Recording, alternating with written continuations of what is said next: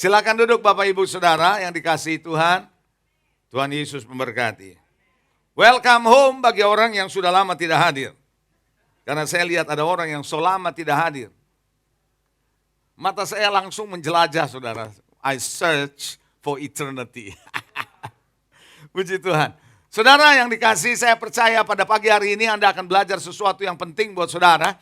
Dan temanya adalah let's take over. Coba bilang take over. Saudara ambil alih, mari kita mengambil alih. Saudaraku, ketika saya mempersiapkan khotbah yang untuk minggu ini, kita masih ada dalam tema di bulan ini dan bulan depan adalah marketplace invasion. Ya, penyerbuan atau menyerang invasi ke dalam dunia kerja, dunia bisnis. Saudara, Anda tidak hidup hanya di dalam gereja saja, tapi Anda dipanggil untuk bisa menginvasi dunia kerja. Melalui profesi saudara, melalui pekerjaan saudara, melalui bisnis saudara, Tuhan mau pakai saudara. Amin. Sehingga di mana Anda berada, Anda membawa pengaruh dan mengubah komunitas sesuai dengan visi gereja ini. Nah saudara, setelah saudara pahami minggu lalu saya khotbah mengenai the power of one, bahwa pentingnya kekuatan dari satu itu, maka saya berharap saudara Anda nangkep, Anda baik-baik, Anda jalani dalam hidup saudara. Satu di dalam keluarga, satu di dalam pekerjaan, satu di dalam pelayanan kita. Now, after we understand this, setelah kita ngerti tentang the power of one, saudara dan saya juga harus mengerti bahwa saudara dan saya adalah warga kerajaan Allah. Coba bilang warga kerajaan Allah. Di mana Anda diberi mandat untuk apa? Mengambil alih. Saudara, our father's business dari bapak kita adalah bisnis untuk mengambil alih, to take over. Saudara mengakuisisi, coba bilang akuisisi, take over. Mengakuisisi apa? Mengakuisisi yang merupakan bagian kita seharusnya yang sudah diambil oleh kuasa gelap. Yang kadang-kadang kita izinkan pintu kita buka untuk kuasa gelap menguasai kehidupan kita. Tanpa disadari saudara, dunia selalu mendesak orang-orang percaya. Asal Anda tidak membuka pintu, Anda diberi kekuatan sebenarnya untuk menahan kekuatan musuh. Tapi ketika engkau buka pintu, dia akan masuk saudara. Dan itu sebabnya kenapa banyak orang Kristen hidupnya porak-poranda. Karena mereka tidak mengerti bahwa kita adalah warga kerajaan Allah. Yang diberi mandat untuk bisa mengambil alih. Saudara, Tuhan tidak akan mengambil alih begitu saja, menyuruh saudara mengambil alih kalau dia tidak menyiapkan sesuatu buat saudara. Betul apa enggak saudara? It's not fair kalau kita disuruh ambil alih oleh Tuhan tapi kita enggak diberikan apa-apa. Mari kita buka firman Tuhan saudara, Matius 16 ayat 18. Oh haleluya, saya antusias untuk ini saudara. Ya apalagi setelah khotbah tadi pagi saudara. Wow, saya rasa dahsyat ini saudara. Matius 16 ayat 18 firman Tuhan bilang begini. Aku pun berkata kepadamu engkau adalah Petrus dan di atas batu karang ini aku akan mendirikan jemaatku dan alam maut tidak akan menguasainya. Ayat ini sedang berbicara ketika Tuhan membangun gerejanya. Saudara, kata gereja di Alkitab banyak ditulisnya jemaat. Ya, jadi it's equal, itu sama saudara. Jadi Tuhan berkata bahwa di atas jemaat ini, di atas gereja ini, aku akan bangun gereja, di atas batu karang ini aku akan bangun jemaatku, dan alam maut tidak akan berkuasa atasnya. Artinya apa? Alam maut tidak bisa menyentuh saudara, alam maut tidak bisa menguasai saudara. Seharusnya begitu kalau Anda sebagai orang percaya. Tangkap nggak nih saudara? Tapi kenapa masih ada orang-orang yang hidupnya porak-poranda? Karena Anda mungkin membuka pintu untuk dia bisa masuk menyerang hidup saudara. Atau Anda tidak mengerti posisi Anda sebagai orang percaya. Anda nggak ngerti posisi Anda sebagai orang percaya. Saudara, hari ini pelajaran penting buat saudara. Karena saya tahu inilah pengajaran apostolik untuk Anda terima baik-baik. Ayat berikutnya Lukas 18 ayat 19, firman Tuhan bilang begini. Sesungguhnya aku telah memberi kuasa. Coba bilang, telah memberikan kuasa. Coba bilang begini, telah menerima kuasa. Tuhan telah memberikan, bukan akan, telah memberikan kuasa. Saudara telah menerima kuasa kepada kamu untuk apa? Menginjak ular dan kalajengking. Menginjak ular dan kalajengking artinya Anda bisa mengalahkan kuasa gelap. Dan dikatakan dan kuasa untuk menahan kekuatan musuh sehingga tidak ada yang membahayakan kamu. Artinya when God give you power, ketika Tuhan memberikan Anda kuasa, Anda berkuasa untuk menginjak ular dan kalajengking dan Anda bisa menahan kuasa musuh. Dan itu tidak akan pernah membahayakan saudara. Saudara ngerti maksud saya? Kalau Anda ngerti Matius 16, kalau Anda mengerti yang namanya Lukas pasal 10, then you know you are powerful. Berarti gereja Tuhan powerful, bukan powerless. Nah, kenapa ada beberapa orang Kristen menjadi powerless, tidak berdaya menghadapi keadaan yang ada? Karena nggak ngerti siapa mereka. Nggak ngerti siapa kita. Atau kita buka pintu, buka celah. Makanya Paulus berkata, jangan berikan kesempatan kepada iblis. Betul ya saudara? Kolose 2 ayat 15, firman Tuhan bilang begini. Ia telah melucuti pemerintah-pemerintah dan penguasa-penguasa dan menjadikan mereka tontonan umum. Coba bilang tontonan umum. Sekali lagi tontonan umum. Saudara, di sana dikatakan dalam kemenangannya atas mereka. Saudara, kalau Anda melihat ayat ini, Tuhan bukan hanya mati di atas kayu salib mengalahkan musuh, tapi musuh dilucuti. Artinya udah gak ada senjatanya. Artinya udah gak ada kekuatannya. Dan dilucuti dan itu menjadi tontonan umum. Saudara, kalau di zaman dulu, kalau kerajaan mengalahkan kerajaan yang lain, maka yang ditaklukkan akan ditangkap, akan dirantai, akan dibawa di jalan, dilucuti untuk jadi tontonan umum. Mempermalukan mereka. Jadi setan sebenarnya sudah dipermalukan oleh Tuhan. Dua orang doang yang ngerti. Setan sudah dipermalukan oleh Tuhan. Dan itu menjadi tontonan umum. Artinya apa? Kalau Anda bersama dengan Kristus, Anda berada dalam posisi yang menang. Anda berada di posisi yang penuh dengan kuasa. Come on. Anda ngerti maksud saya? Kalau Anda ngerti ini, maka Anda bukan menjadi orang Kristen yang terdesak, tapi Anda mendesak. Katakan amin. Anda harus paham ini. Ini konsep gereja yang benar, konsep orang Kristen yang benar. An apostolic church. Sebuah gereja apostolik, sebuah gereja rasuli. Nangkep saudara? Mari kita melihat slide berikut ini. Oh haleluya. Mantap ini saudara. Kerajaan Allah, saudara, ini topik yang sangat penting buat gereja saudara. Kerajaan Allah bukan kerajaan yang bertahan hidup. Kerajaan Allah bukan bertahan hidup surviving mode. No. Kita bukan cuma bertahan hidup, hanya menyambung hidup. No, kerajaan Allah bukan begitu. Tapi kerajaan Allah adalah kerajaan yang agresif. Mengambil alih apa yang dikuasai oleh musuh. Coba bilang agresif. Kalau kerajaan Allah adalah kerajaan yang agresif, maka warganya adalah warga yang agresif. Bukan yang pasif, bukan yang menerima keadaan. Yang menerima, oh ya memang saya begini. Oh ya saya ditakdirkan begini. No. Anda agresif. Agresif apa? Mengambil alih apa yang dikuasai oleh musuh. Setan berusaha menguasai kembali hidup saudara. Tapi Anda kalau tidak memberi kesempatan, Anda tahu siapa Anda di dalam Tuhan. Sebagai warga kerajaan Allah yang agresif, Anda akan agresif mengambil itu. Coba bilang agresif. Banyak orang Kristen hari-hari ini tidak agresif dalam menghadapi musuh. Makanya setan yang lebih agresif dari kita. Coba bilang agresif. Dari mana saya mau katakan demikian? Bahwa saudara adalah warga kerajaan Allah yang take over. Bisnis Bapa di sorga adalah bisnis take over. Halo? Nah saudara, kita lihat Kejadian 1 ayat 28.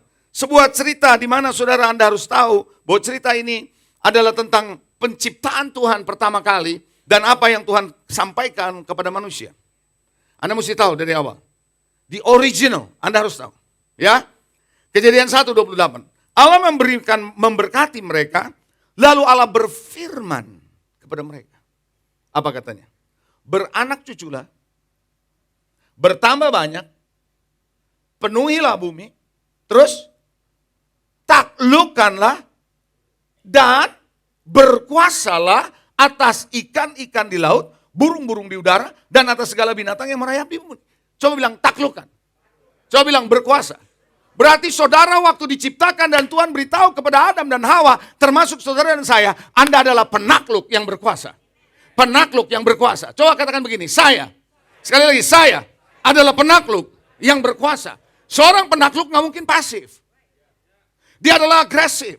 Saya berharap sejak Anda dengar ini, Anda tidak boleh jadi orang Kristen yang pasif, yang hanya survive, yang hanya bertahan hidup. No, Anda harus menerobos.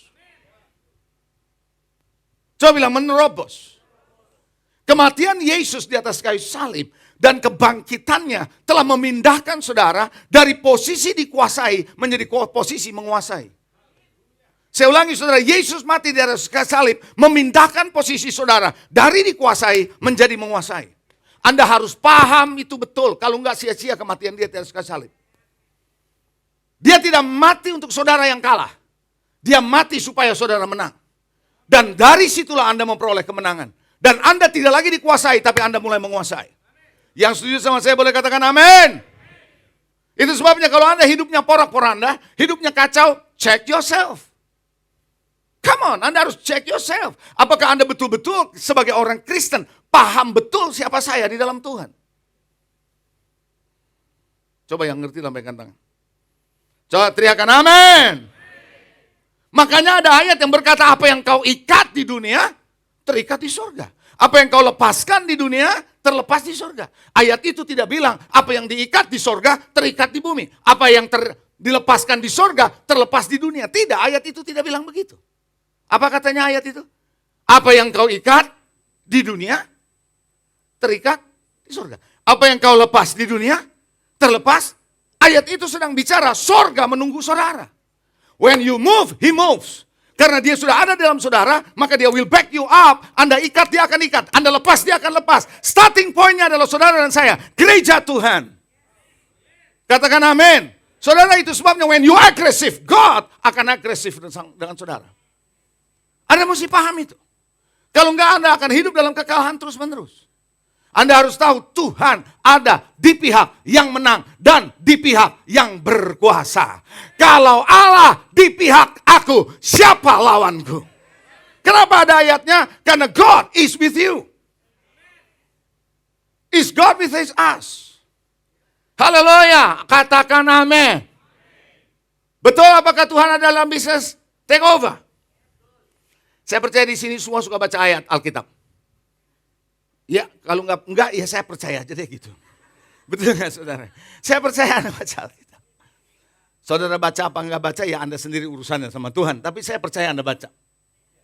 Suatu hari Yesus ketika keluar dari perahu, dia jalan, dia masuk ke satu wilayah namanya Gerasa. Pernah baca Alkitab? Cerita tentang Gerasa? Saudara ketika dia masuk ke Gerasa, dia enggak pakai kepret-kepret minyak. Kayaknya Anda enggak ngerti apa yang saya maksud. Saya ulangi sekali lagi, dia masuk ke Gerasa, dia tidak cari minyak, kepret-kepret. Nggak ada kepret-kepret minyak. Dia nggak pakai doa keliling. Oh come on, karena dia bawa dirinya dengan kuasa. When he show up, ketika dia muncul, setan harus takluk sama dia. Maka penguasa wilayah Gerasa yang dikuasai oleh seseorang yang dirasuk setan-setan, datang mendatangi Yesus, tersungkur di hadapan Yesus. Pernah baca ayat itu? Saya kasih tahu saudara, kalau setan bisa tersungkur sama Yesus dan saudara nggak bisa tersungkur, you kalah sama setan. Setan harus tersungkur di dalam kaki Yesus. Katakan amin. Saudara, when God show up, when Jesus show up, setan dengan sendirinya akan berkata, hey, apa urusannya kamu dengan aku, hai anak Allah? Waktunya belum selesai. Tapi dia tahu, when Jesus show up, aku harus mundur. Saudara mesti ngerti ini. Kalau Anda ngerti, Anda akan teriak amin. Come on. When Jesus show up, setan harus mundur. Bukannya Anda harus, wah gimana, enggak gitu saudara. Bahkan setan sudah tahu gue pasti diusir. Daripada gue diusir nggak jelas, gue cari transportasi sendiri. Maka dia cari transportasi sendiri. Dia ketemu ada babi-babi. Dia bilang, you let me into this pigs. Maka Tuhan bilang, go, apa yang kamu mau. Setan punya doa dijawab Tuhan. Lah kalau saudara doa nggak dijawab Tuhan sih gimana saudara? Halo, ada amin saudara. Setan bilang, bawa aku dilempar ke babi-babi. Go ahead, with my pleasure. Bahkan ditengking aja enggak, dia mundur sendiri. Why? When Jesus inside you, Anda akan tunjukkan siapa diri Anda di dalam Tuhan. Ketika Christ in us, the hope of glory, ada di tengah-tengah kita. Maka kita akan lihat, setan pasti akan mundur dalam hidup saudara. Katakan amin. When you know this is an apostolic church. A powerful church. Katakan amin. Dan hebatnya, ketika orang ini dilepaskan, saudara mesti tahu, orang yang dikerasukan setan ini, orangnya dahsyat. Dahsyatnya artinya gini, mengerikan. Diikat rantai, lepas. Gak ada yang bisa kuasai dia. Bahkan ada cerita Alkitab di kitab yang lain cerita, wilayah di mana dikuasai oleh orang yang kerasukan ini, gak ada satupun yang berani lewat. It's a dangerous zone. Tapi Yesus gak usah lewat, muncul aja dia udah ketakutan. Halo. Yang penting Christ in you, ketika ini nyata, inilah apostolik yang membuat Kristus dalam hidupmu nyata, setan akan mundur dalam hidupmu karena dia lihat Yesus. Betul. Lalu orang ini bilang gini, Tuhan aku ikut kamu. Ada kalanya saudara, Tuhan punya tugas sama saudara, dan Tuhan kasih saudara untuk tugas yang lain. Dia bilang, kamu jangan ikut aku. Pulang ke rumah, tunjukkan dirimu. Dia pulang, saudara mau tahu dia kemana? Dia menginjil. Coba bilang menginjil. Menginjil kemana? Di satu tempat yang namanya Decapolis. Deka artinya 10, itu adalah satu tempat di mana ada 10 kota kecil di dalamnya, dan dia mulai menjadi penginjil di antara 10 kota itu. Saya beritahu saudara, sebelumnya dia dikuasai, sekarang dia menjadi pemberita Injil. Menjadi orang yang membebaskan orang lain dari terikat membebaskan orang lain. Saya beritahu saudara, kalau Allah pulihkan saudara, Tuhan mau saudara memulihkan orang lain. Ini yang namanya marketplace invasion. Oh, haleluya. Itu sebabnya jangan pernah anggap enteng doamu, penyembahanmu. Karena ketika kuasa dan hadirat Tuhan nyata, setan otomatis nggak bisa pegang kendali dalam hidupmu. Coba bilang sebelah saudara, makanya banyak doa, banyak nyembah Tuhan ya. Coba bilang gitu, coba bilang gitu. Oh ya, karena setan nggak akan menyentuh Anda. Makanya Kristus harus nyata. Ada orang bertanya sama saya, menurut pastor apa itu apostolik? Simple buat saya apostolik. Apostolik bukan cuma buka cabang gereja. Boleh aja Anda sebut cabang gereja karena bakmi juga buka cabang. Hah? Saya nggak bilang bahwa apostolik harus selalu berurusan dengan buka cabang. Walaupun benar boleh-boleh saja. Tapi apostolic works, the signature of an apostle adalah membuat orang yang dia layani, Kristus dalam hidupnya keluar. Makanya Paulus bilang, aku tidak pernah mau tahu yang tentang hal yang lain kecuali Kristus yang aku sudah sampaikan kepadamu. Kristus yang ada dalam diri seorang, itu harus nyata. Menelan hidup dia yang lama. That is apostolic. Halo, amin saudara. Haleluya. Saudara tahu Yosua adalah orang yang dikasih tugas untuk ngambil alih. Tapi sayang, udah masa tuanya, saudara, dia lihat bangsa Israel ternyata tidak melakukan apa yang seharusnya dilakukan. Mari kita baca firman Tuhan. Yosua mengingatkan suku-suku Israel, ada 7 suku yang belum ngambil warisan. Padahal negeri Kanaan sudah takluk. Ayo kita baca. Saya minta saudara kalau Anda punya gadget, ayat ini dibuka sama saudara ya. Karena saudara jangan mengasumsikan gini. Nanti saya baca, biasanya udah pulang nggak dibaca tuh. Jadi lebih baik Anda baca di sini. Kalau Anda punya bukunya lebih bagus. Kalau Anda nggak punya Alkitabnya, tapi Anda punya Alkitab, ya bolehlah. Yosua 18 ayat 1-3. Oke, sudah? Maka berkumpullah segenap umat Israel di Silo. Lalu mereka menempatkan kemah pertemuan di sana. Karena apa? Coba baca sama saya, karena apa? Negeri itu telah takluk. Coba bilang, negeri sudah takluk. Dengar lagi sekali lagi, negeri sudah takluk. Berarti seluruh negeri Kanaan sudah takluk. Yes. Tapi yang menarik ayat kedua, pada waktu itu masih tinggal 7 suku di antara orang Israel yang belum mendapat bagian pusaka mereka. Jadi dari 12 suku, mayoritas 7 belum ambil milik pusakanya. Berarti yang 5 sudah ambil dong. Kan ada 12 suku. Lihat sini saudara. Kalau ini adalah wilayahnya tanah Kanaan yang di panggung ini udah takluk. Sama Yosua sudah dibikin takluk, jelas. Harusnya setelah takluk 12 suku segera ambil warisannya. Tapi yang 7 dan diem aja. Orang Jawa bilang meneng wae. Diem aja. Yang 5 segera ambil warisan, dia take over. Tapi yang 7 dibiarinin. Itu gak sedikit orang Kristen kayak gitu mayoritas. Anda punya hidup, setan sudah ditaklukkan sama Tuhan di atas kayu salib. God says, it is finished, sudah selesai. Tapi Anda gak mau ambil alih.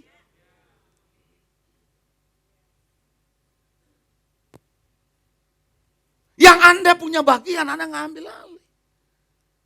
Sampai di sini Anda ngerti nggak? Lalu Yosua bilang gini, sebab itu berkatalah Yosua kepada orang Israel, berapa lama lagi kamu bermalas-malas? Coba bilang, jangan malas bro. Jangan malas sis, coba bilang gitu. Jangan kamu bermalas-malas sehingga tidak pergi menduduki negeri yang telah diberikan kepadamu oleh Tuhan Allah nenek moyangmu. Jadi yang 7 ini kenapa? Santai aja, sesok. Saya coba jelasin sama saudara dalam contoh untuk saudara bisa jelas. Kalau saya adalah pemain properti, pemain dari developer, saya dikasih hak sama pemerintah 100 hektar untuk develop. Jadi saya sudah dapat SK keputusan dari pemerintah, saya punya hak 100 hektar. Tapi saya males bangunnya. Paham? Saya diemin aja tuh. Udah saya nggak pagerin lagi, saya diemin. Kira-kira ada yang masuk gak? Hah? Apalagi Indonesia. Jual bakso, jual bakmi, betul? Dia bikin tenda, dia tinggal anak cucu di sana, ya. Anda tinggalin lah tunggu 5-7 tahun. Apa yang kira-kira terjadi? Kemungkinan dari 100 hektar, 30 hektar sudah dimiliki. Ya atau tidak? Sekarang Anda mau bangun tuh 100 hektar, mesti ngapain? Hah? Land clearing, pembebasan tanah, keluar duit gak? Mustinya keluar duit gak kalau Anda bangun? Kenapa mesti keluar duit? Karena Anda malas. Anda diamin aja. Itu sebabnya setan tahu how to take your part supaya engkau harus bayar harga. Makanya hidup kita hancur, hidup kita berantakan, keluarga berantakan, kesehatan berantakan. Why? Karena kita biarkan. Anda boleh dapat surat eksekusi 100 hektar Anda punya hak. Tapi kalau Anda nggak execute, Anda nggak bisa miliki itu. Paham nggak? Jesus says, it is finished. Artinya setan sudah ditaklukkan sama aku. Tapi bagianmu, come on bergerak, ambil alih. Gereja nggak boleh pasif.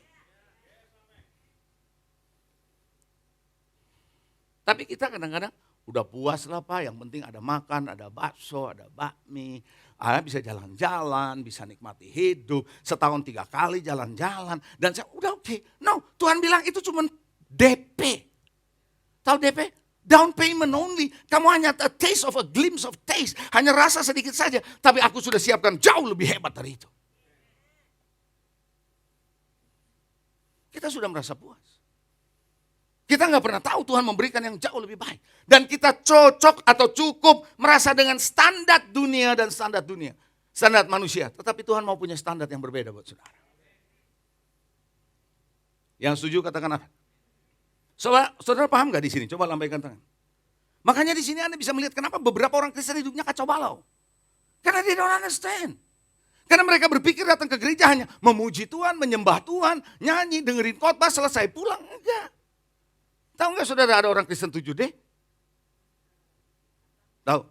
Datang, duduk, dansa, kan ada pujian, doa, dengar kalau udah bagian khotbah, persembahan, duit, kan gitu. Terakhir, dah.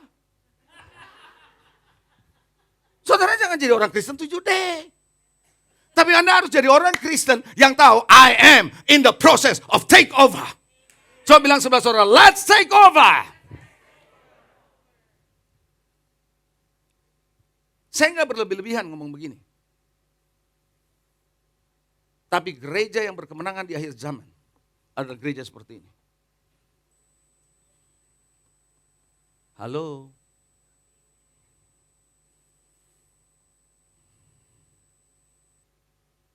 Saudara tahu, Tuhan mau saudara dan saya bukan cuma dipulihkan. Saudara kalau Anda dipulihkan, keluarga dipulihkan, kesehatan dipulihkan, jangan merasa cukup sudah dipulihkan. Tuhan punya rencana yang lain dari itu.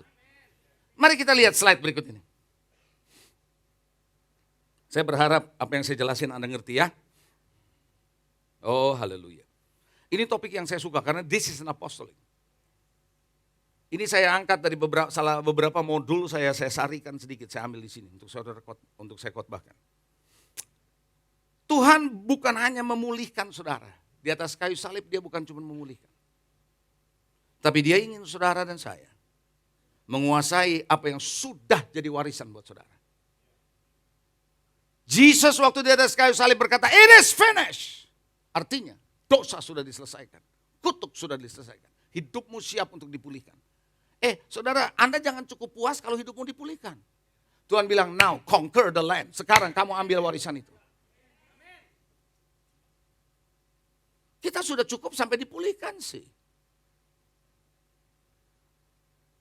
Kalau ekonomi dipulihkan, puji Tuhan sekarang bisa beli baju baru, beli HP tiap tahun, kan gitu. Saudara, itu cuma hanya DP. Paham gak? Tuhan mau Anda kuasai apa yang menjadi warisan Tuhan dalam hidup saudara. Kita baca Amos 9 ayat 11. Oh haleluya. Ayat ini masih ada kaitannya saudara dengan rencana kita membangun gereja. Kalau Anda yang hari Jumat datang, siapa yang tidak hadir hari Jumat kemarin? Angkat tangan. Yang tidak hadir. Yang tidak hadir aja angkat tangan. Wah banyak ya. Ya kalau yang dari Balikpapan oke lah, saya bisa paham. Welcome brother. Luar biasa lo anaknya ini si Noah, juara 2 lo untuk drum. Masih kecil, juara 2. Ya, di Malaysia dia ikut competition ya. Umur berapa Noah? 9 tahun. Drumnya bagus sekali kalau di Balikpapan dia main. Luar biasa saudara. Oke. Amos 9 ayat 11. Jadi kalau Anda yang gak hadir, dengerin baik-baik ya. Tanya sama yang hadir, oke? Haleluya. Di depan juga ada foto ya dalam bentuk video, slide, Anda bisa lihat. Ya gedung gereja yang kita rencanakan di depan, ke depan. Amos 9 ayat 11, 14, saya bacakan ya. Oh haleluya. Pada hari itu, kapan? Hari itu, kapan? Harinya Tuhan. Aku akan mendirikan kembali pondok Daud yang telah roboh. Ini bicara soal kemah Daud, pujian penyembahan yang Tuhan mau pulihkan. Oke, saya nggak membahas tentang pujian penyembahan yang akan dipulihkan. Tapi saya lagi mau bicara soal pemulihan. Coba bilang pemulihan. Pada hari itu aku akan mendirikan kembali pondok Daud yang telah roboh. Aku akan menutup pecahan dindingnya dan akan mendirikan kembali reruntuhannya. Jadi yang pernah runtuh Tuhan akan bangun kembali. Ini namanya pemulihan.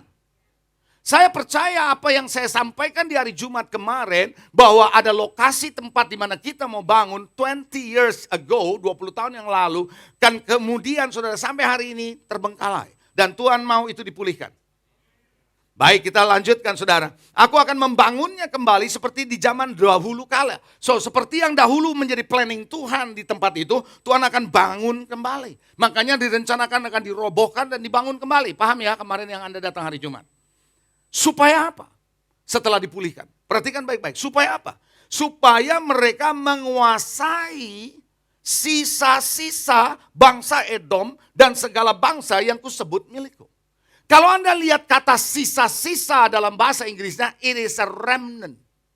Kata remnant, kata sisa, itu merupakan kata yang terus-menerus beberapa belakangan ini Tuhan bicara sama saya. Itu sebabnya ada RGLM, Raising Generation for the Last Movement, karena akan ada sisa-sisa orang yang punya hati, orang yang mau cari Tuhan, orang yang mau cari kebenaran, tapi nggak tahu di mana dia dapatkan kebenaran itu. Dan saya percaya lewat gereja ini, lewat gereja apostolik, when the trumpet blow, ketika trompet dibunyikan kebenaran, mereka akan beresonansi.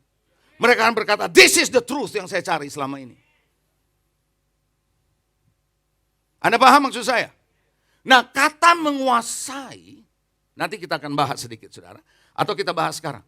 Kata menguasai, dalam bahasa aslinya adalah yaresh atau yarash. Yang artinya begini, mengambil alih atau merebut, take over, dengan mengusir yang menguasai. Jadi kalau kayak tadi, tanah yang sudah dikuasai, kalau hidup saudara yang dikuasai, Anda nggak boleh bilang ya udah biarin aja. No, Anda harus usir dia dan Anda rebut kembali apa yang menjadi porsi Anda. Itu namanya yaresh. Itu yang namanya yarash. Saudara, apa yang sudah diduduki dari tanah 100 hektar tadi yang saya sebut, itu harus diusir. Untuk Anda rebut kembali bagian itu, betul nggak? That is yaresh. Dan Tuhan berkata gereja Tuhan harus seperti itu. Apa yang menjadi bagian saudara yang sempat direbut iblis, yang membuat hidupmu kacau, yang membuat hidupmu berantakan, yang Anda tidak bisa bersatu dengan keluargamu, yang Anda membuat diri saudara yang hidup dalam kesehatanmu hancur, keuanganmu berantakan. Hari ini Tuhan mau Anda dipulihkan dan merebut itu kembali. Yaresh. Atau arti res selanjutnya adalah mewarisi yang menjadi hak saudara. Siapa yang mau haknya dikembalikan oleh Tuhan? Warisan Anda. Saudara, ini Anda perlu tahu ini, saudara. Paham sampai di sini? Sampai di sini paham? Yang paham katakan amin. Itu sebabnya Anda harus semangat untuk ini. Kalau semangat tuh enggak? Ya. Itu mah bukan semangat Bapak Ibu. Kalau semangat, yes gitu. Semangat!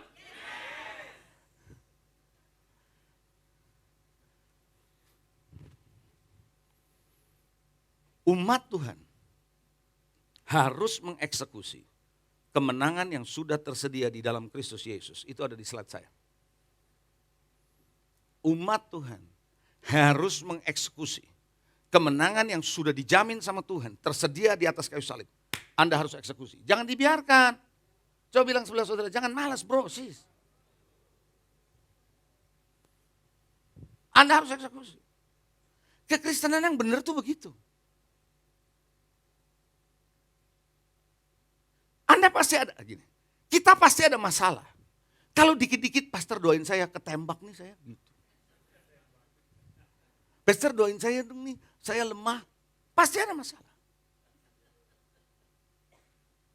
Orang Kristen kalau habis dari gereja seger, pulang Senin Selasa lemes lagi, Minggu seger, itu cuci darah namanya.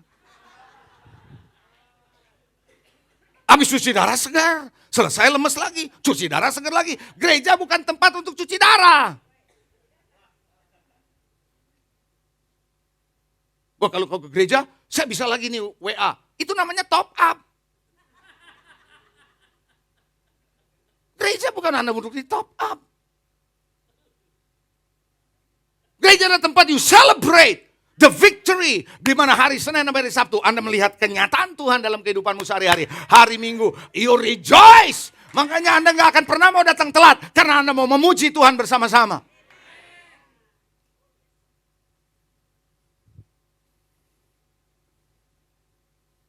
Oh haleluya. Amin. Bukan cuma saudara yang dengar, saya juga udah excited saudara. Setiap kali saya ngajar modul ini, saya pasti excited. Karena saya tahu, this is the church. This is the church supposed to be. Seharusnya gereja kayak gini. Oh haleluya. Coba yang katakan teriakan amin gitu yang paling kenceng. Cuman bisanya gitu doang. Coba lagi sekali lagi. Puji Tuhan. Ya itu dia. Itu baru Zion Man.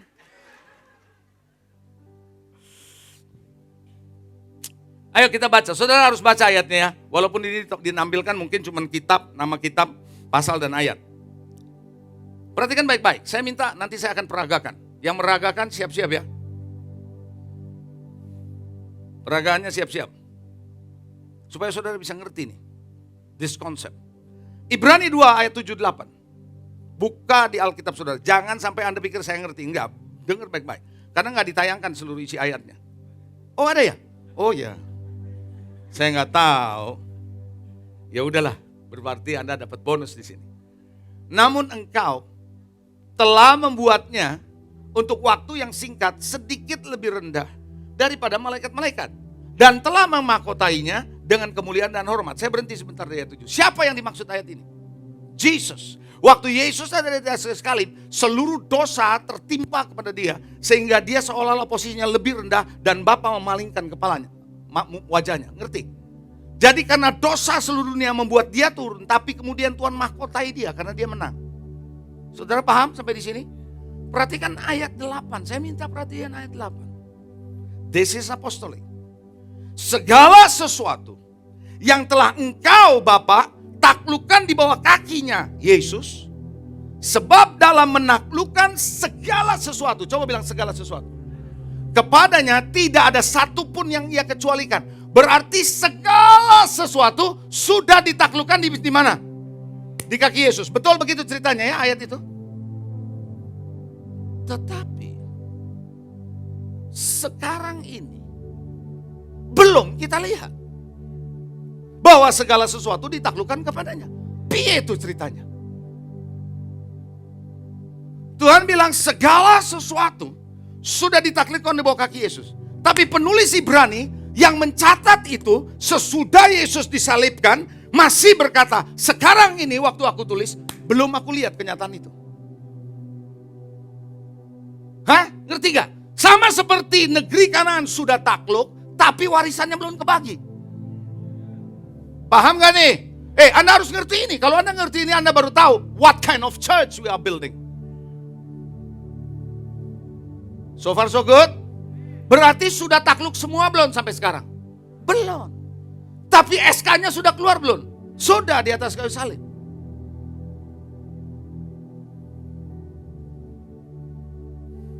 Ibrani 10 ayat 12. Oh, haleluya. Ibrani 10, 12, 13. Tetapi ia, Yesus, telah mempersembahkan hanya satu korban saja karena dosa. Ia duduk untuk selama-lamanya di mana? Di sebelah kanan Allah Bapa. Jadi Yesus sekarang ada di mana? Come on. Hah? Di sebelah kanan Allah Bapa. Ngapain? Lihat ayat yang ke-13. Dan sekarang ia hanya menantikan apa? Saatnya. Di mana apa? Musuh-musuhnya akan dijadikan tumpuan kakinya. Jadi Yesus sekarang ada di mana? Come on. Di sebelah kanan Allah Bapa di surga. Ngapain dia?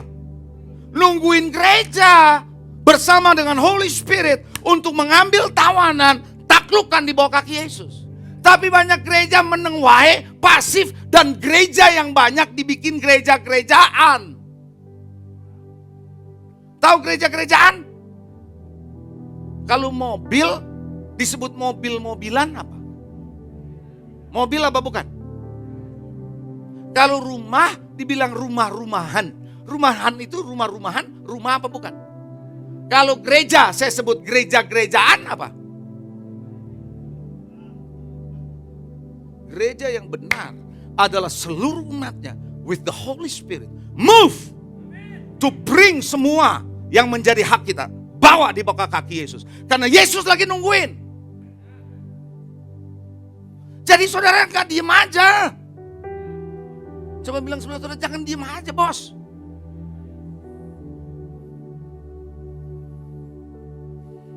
Coba yang ngerti lambaikan tangan. This is church. Saya kasih Anda peragaan supaya saudara jelas. Tolong, yang sudah disiapkan peragaannya. Come on, ada 2 kursi di sini. Ini hanya peragaan ya. Saudara jangan sampai anggap, oh ini adalah kebenaran. Bukan, peragaan. Peragaan. Jadi mereka bukan Yesus, mereka bukan Bapa, mereka bukan Roh Kudus. Cuman peragaan, mewakili saja supaya saya jelas. Ngerti? Oke. Kayaknya ini kamu yang mesti lebih tinggi di sana. Ini bapaknya, ya. Ini Yesus. Karena dia duduk di sebelah kanan Allah Bapa. Oke? Sedangkan di bawah sini adalah gereja. Dan eranya sekarang Yesus dia sudah di atas. Eranya siapa sekarang? Roh Kudus. 3 jadi 1, 3 in 1, 1 in 3. Oke? Nggak beda-beda nih, semua satu. Tapi perannya beda. Siapa yang ditunjuk jadi Holy Spirit? Wah, luar biasa. Ini jadi Holy Spirit di sini. Oke, saudara, Holy Spirit lagi bergerak di antara gereja. Saudara, kamu lakukan apa? Holy Spirit lakukan apa? Udah di briefing belum sih? Mana Holy Spiritnya mana? Rickson, kau bertanggung jawab Rickson. Mana? Ada Holy Spirit di sini. Siapa Holy Spiritnya? Yuk. Atau yuk yang datang. Satu aja. Siapa? Mungkin Agung lah, Agung sini Agung. You become a Holy Spirit. Di bawah. Holy Spirit is moving. Dan dia sedang memanggil begini. Coba begini. Coba gerakan gini. Oke. Ini dua-duanya masih di kursi. Coba yang di kursi. Kamu lagi di kursi. Di kursi dulu. Kamu di kursi dulu. Kenny balik lagi ke kursi. Kamu duduk di kursi. Ya. Dia memanggil. Coba. Roh Kudus is Holy Spirit. Sambil jalan gue. Ke kiri ke kanan gue. Terus gue. Jalan lagi memanggil. Dan orang yang maju. Tadi Kenny maju. Dan you maju. Boleh silakan maju. Oke, artinya dari orang yang sebanyak ini Holy Spirit call only 2 responses. Coba kamu goncangkan tuh pundaknya si Juan saudara. Berapa pundaknya? Digoyang-goyang, dia diam aja loh. dia diam aja. Mau digoyang apa, ya udah diam aja. Itu banyak orang Kristen kayak gitu. Tunggu saya digerakkan Tuhan. Roh Kudus sudah goyangin saudara, bukan cuma gerakin saudara. Menengai. Apa yang terjadi dua orang ini ketika dibawa dengan Holy Spirit bergerak. Mereka, dan sekarang kamu berdua coba cari salah dua orang untuk angkat bawa ke sini. Silakan. Mungkin kamu tarik mamamu sendirilah Kenny. Untuk bawa ke depan. Halo. Bawa satu orang maju ke depan. Ayo maju ke depan, gak apa-apa. So dua orang ini menjadi tawanan dari Kenny dan Reza untuk bawa mereka, dua orang ini dibawa ke kaki Yesus. Bayangkan kalau orang yang seperti ini terus bergerak sama di gereja, membawa, maka tumpuan kaki Yesus menjadi kenyataan. Segala sesuatu di bawah kaki Yesus. Paham gak nih? Siapa yang ngerti lambaikan tangan? Oke, thank you guys. Terima kasih. Enak yang duduknya ada doang, cuma duduk. Emang begitu saudara, di sorga mereka cuma duduk soalnya. Now I hope you understand that God the Father and Jesus sekarang Anda melihat di bawah. Siapa di bawah? Saudara gereja Tuhan, dan Holy Spirit is helping you, menuntun saudara kepada kebenaran, mengingatkan dan seterusnya. This is the function of the Holy Ghost. Menggerakkan saudara supaya saudara jangan diam aja. Gerak untuk apa? Menguasai, take over.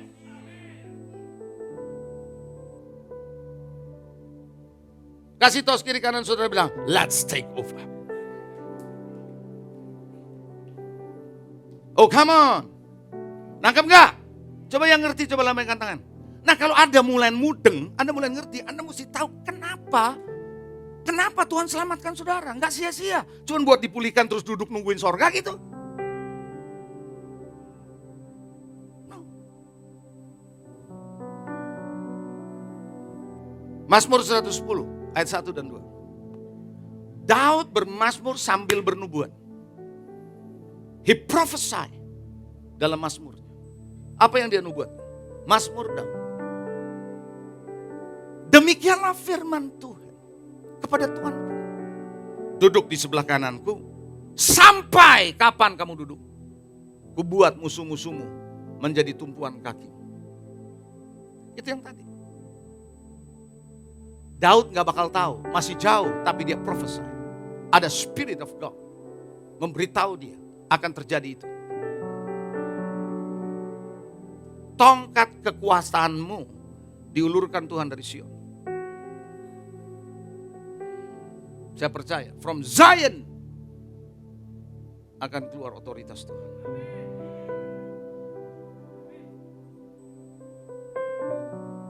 Siang hari ini, jangan jadi orang Kristen biasa-biasa. Setelah Anda ngerti ini, Anda mesti tahu, use me Lord.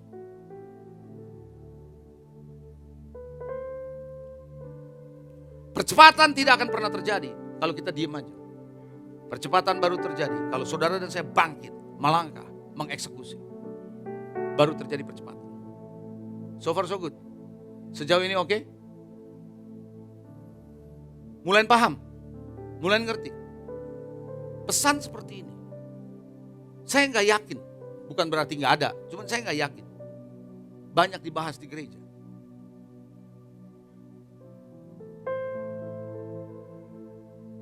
Padahal ini adalah esensi yang sangat penting untuk gereja. To know who you are in the church. Nah, bagaimana kita belajar untuk melangkah, mengambil alih, to take over. Secara khusus, spesifik khusus untuk gereja ini. Jadi kalau ada yang nonton lewat streaming, mungkin ada yang bukan anggota gereja ini. Saudara gak usah salah paham. Karena saya lagi bicara khusus pagi hari ini untuk gereja di tempat ini. Yang sedang Tuhan bawa untuk masuk kepada wilayah gereja yang akan datang. So how to take over, bagaimana kita mengambil alih wilayah di mana gereja akan dibangun. Anda yang gak hadir hari Jumat, Anda mungkin maksudnya gimana? Tanya yang hadir, ya, dan Anda keluar nanti sebentar Anda lihat di videonya, Anda tahu. Yang pertama, Anda harus ikuti arahan dari Holy Spirit dan pemimpin dengan sepenuh hati. Kalau Anda mau melihat take over ini terjadi, betul-betul terjadi di wilayah itu. Ikuti arahan dari from the Holy Spirit dan through leaders di gereja ini. Sepenuh hati. Coba bilang sepenuh hati. Sepenuh hati itu artinya apa? Enggak ada keraguan, enggak ada kecurigaan, Enggak ada yang namanya perdebatan. Tapi Anda terima sepenuh hati. That's the Holy Spirit. Terima sepenuhnya. Dan Anda senang, bersukacita, ngikutin arahan itu. Enggak dengan susah payah. Dan Anda sedang mengikuti arahan itu. To take over. Halo? Contoh-contohnya jelas di Alkitab. Yosua mimpin bangsa Israel untuk merebut kota Yeriko. Itu adalah sebuah strategi nonsens. Strategi bodoh dan nonsens. Mana ada sih? Mengelilingi kota sehari sekali, tiup sangkakala terus berhenti. Besok lagi selama 6 hari. Nggak ngapa-ngapain coba. Hari ke-7 puter 7 kali. Terus pada hari yang ke-7 kamu dengar bunyi sangkakala kalau udah kenceng banget. Teriak baik-baik. Di mana ada ceritanya nonsens, bro? Tapi mereka lakukan juga. Mengikuti arahan itu. Dan ketika putaran ke-13, 6 plus 7 kan? Hari ke-7 7 kali berarti 13. Yang ke-13 sangkakala ditiup. Saudara peniup sangkakalanya aja dibilangkan panjang. Berarti mesti tarik nafas. Maka dia tiup. Itu kan panjang tuh. Bangsa Israel dengan yang panjang gak berhenti. Mereka teriak. Wow! Itu roboh. Bodoh itu gak ada strategi begitu. Tapi Tuhan bekerja.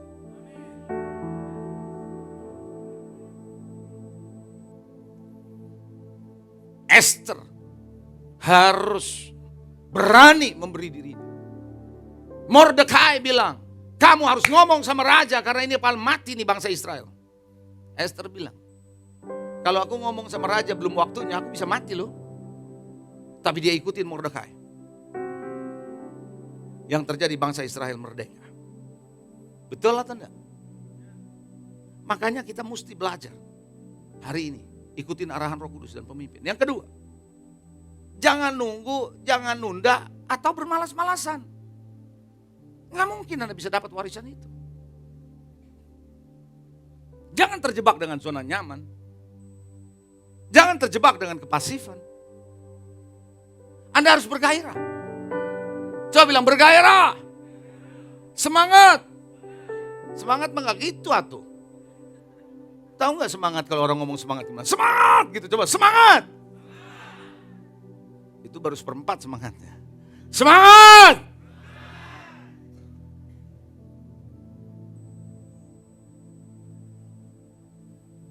Jangan nunda, jangan malas-malasan. Tapi Anda harus semangat untuk mengambil alih. Biar rohmu menyala-nyala. So far so good? Yang ketiga, terakhir. Memberi dengan iman dan murah hati. Sekali lagi saya lagi bicara konteks gereja ini. We are mau take over satu tempat. Saya mesti sampaikan sama saudara satu hal. Setiap kegerakan Tuhan nggak bisa dipungkiri membutuhkan dana. Betul atau tidak? Hah? Ya atau tidak? Sebab uang tidak turun dari langit. Ya.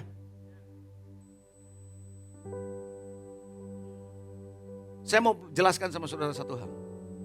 Ada firman Tuhan bilang, Habel, karena iman Habel telah mempersembahkan korban yang lebih baik daripada Kain. Artinya dalam ayat itu, kalau Anda memberi, Anda harus memberi dengan imanmu, bukan cuma duitmu. Ngerti? Dan kalau orang beriman, pasti akan memberinya menabur lebih baik. Paham gak maksud saya?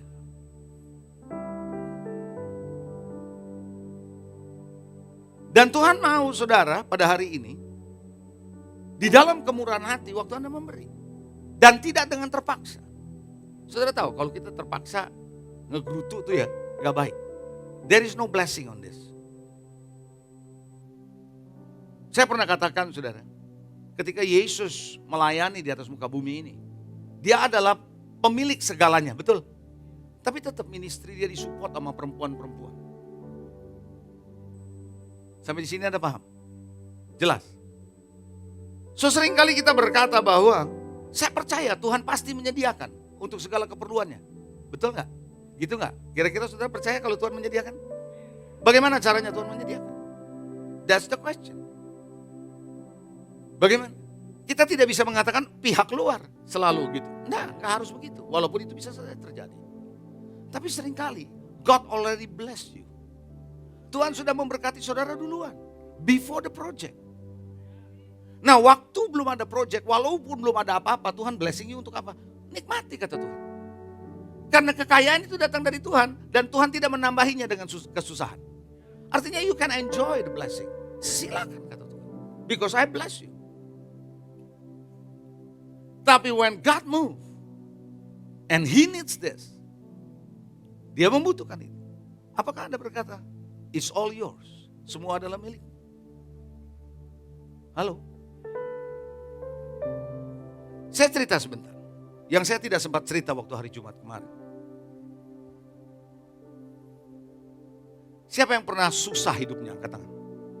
Susah keuangannya? Angkat tangan.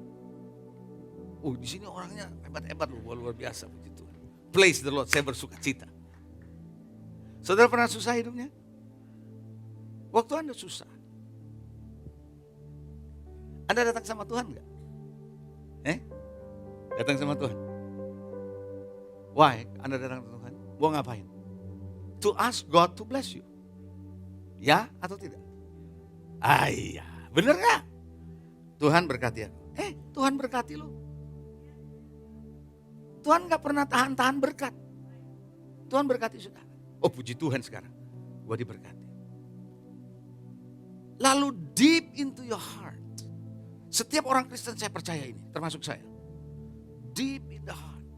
Ngomong begini sama Tuhan. Tuhan, if you bless me more, I will bless your works.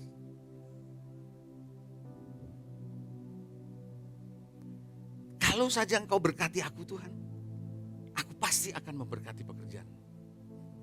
Karena kita diberkati untuk, itu ada di hati setiap orang Kristen. Halo?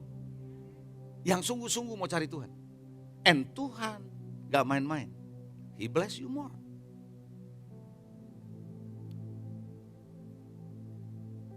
Dari gak punya apa-apa, jadi punya apa-apa. Sekarang Anda punya posisi baik di pekerjaan. Sekarang Anda punya keuangan sudah cukup. Kalau dulu mau beli apa-apa tanya Tuhan, sekarang gak usah. Anda ngerti maksud saya?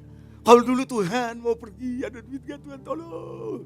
Kalau sekarang gak usah. Berapa? Bayar. Gitu kan. Because you are blessed.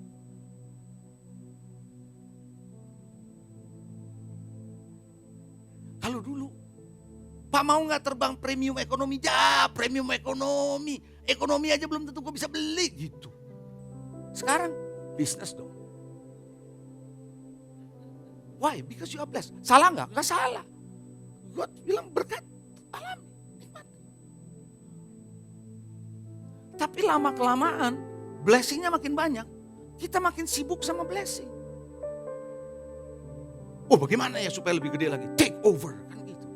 Take over business maksud saya gitu kan. Mulai makin gede. Akhirnya apa? Anda mulai berpindah dari source sumbernya Tuhan kepada resources. Sumber daya. Sekarang Anda takut hidup tanpa resources.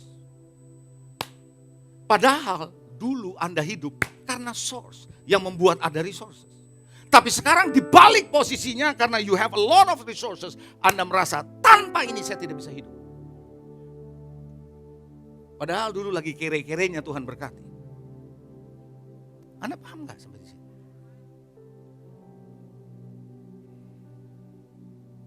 Saya pernah susah. Saya tahu itu.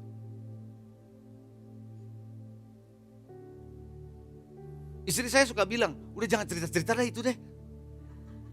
Tapi saya mesti cerita lagi. Sorry. Sorry my wife. Sorry my dear wife. Loh saya mesti ceritakan apa adanya loh. Supaya jemaat tahu. Saya ini pernah jual es mambo, tahu? Es mambo tahu nggak? Yang diisi plastik itu. Pakai di kantong plastik. Saya bikin esnya. Tiap pulang sekolah saya bikin esnya. Karena orang tua lagi saya susah. Pulang sekolah saya jual es mambo di pasar pagi. Dibantu sama om saya. Ini ponakan gue jualan. I know apa artinya susah.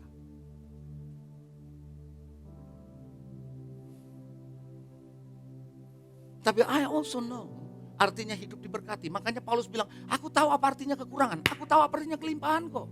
Tapi life is not determined. Hidup tidak diukur oleh sumber daya. Tapi oleh Tuhan. Anda harus ingat. Dari mana Anda ada. Anda harus ingat dari mana Anda berkembang. It's all from the source is God. Kalau Anda paham itu, maka Anda akan berkata, I will take over. Karena ini adalah projectnya Tuhan. Bukan soal gedungnya, saya nggak ngomong itu aja. Tapi Anda berkata, I want to go in the movement of God.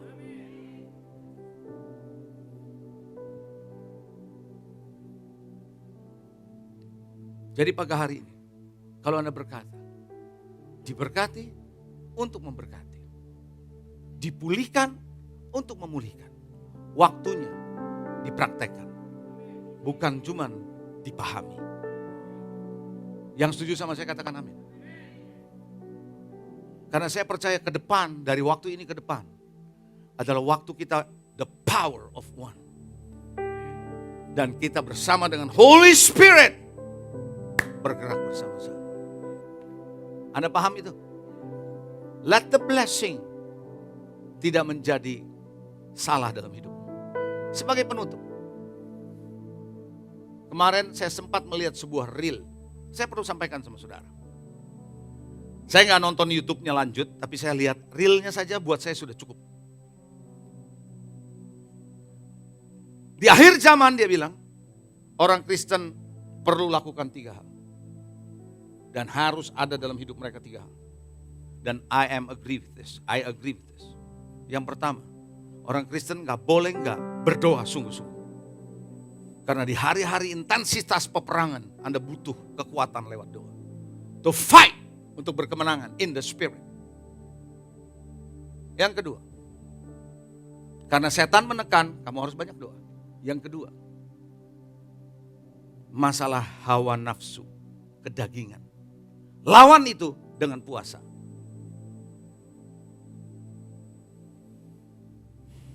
Paham? Dan yang ketiga, musuh terbesar di akhir zaman salah satunya adalah materialisme yang membuat Anda menjadi serakah. Mau lagi, mau lagi, mau lagi. Dan lawan itu kata dia dengan murah hati memberi. Sehingga engkau lepas dari greed. Dari keserakahan yang akan menelan jiwanya. Kalau Anda baca kitab Amsal pasal 1, Anda baca baik-baik. Di situ dikatakan, orang yang serakah, orang yang lobah, itu akan menelan jiwanya sendiri, merusak jiwanya sendiri. Pagi hari ini Bapak Ibu, yuk kita belajar bersama-sama. Maju dalam kegerakan bersama dengan Tuhan. Saya lagi bicara ini untuk gereja di tempat ini. So if you are, kalau Anda bukan dari gereja ini, kalau Anda yang menyaksikan lewat streaming, Anda nggak merasa nyaman, nggak apa-apa. You can switch off. Tapi kita lagi mau bicara soal how we move bersama-sama. Yang setuju katakan amin. Mari Bapak Ibu Saudara kita bangkit berdiri. Kita menjadi gereja di mana we are taking over. Anda siap untuk take over? Coba kasih tos kiri kanan bilang gini, let's take over. Oh, come on. Dan Tuhan tidak hanya membiarkan saudara take over tanpa kuasa. Tuhan berikan Anda kuasa. Amen? Mari kita berdoa.